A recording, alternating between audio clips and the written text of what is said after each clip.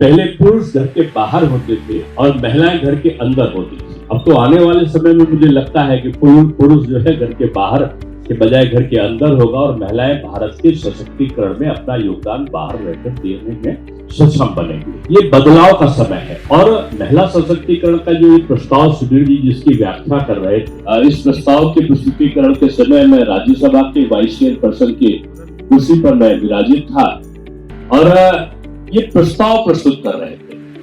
और इस प्रस्ताव का सबसे मुख्य विषय जो माननीय प्रधानमंत्री जी ने रखा है वो ये रखा था कि अभी हम 33% आरक्षण देंगे, यानी लोकसभा में, विधानसभा में जनप्रतिनिधि के रूप में 33% पहलाए रहेंगे और ये आगे बढ़ के इसको हम आधे तक ले जाएंगे, यानी आगे ये 50% तक का प्रतिनिधित्व होगा।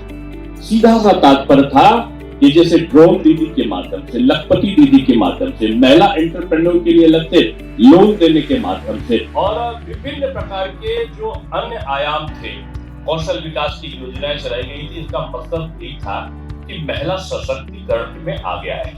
अब आज मुझे खुशी है कि आप बाइक चला रही, मुझे तो लगता है कि आप फाइटर प्लेन चला रहे, क्योंकि अब जो भारत का जो तेजस है, भारत का जो राफेल के लिए भी एक महिला पायलट जो है का एक दल ट्रेनिंग पा रहा है। तो निश्चित रूप में एनपीटी का ये प्रयास बहुत बड़ा प्रयास और प्रशंसनीय प्रयास है कि आपने नेतृत्व संभाला महिलाओं का।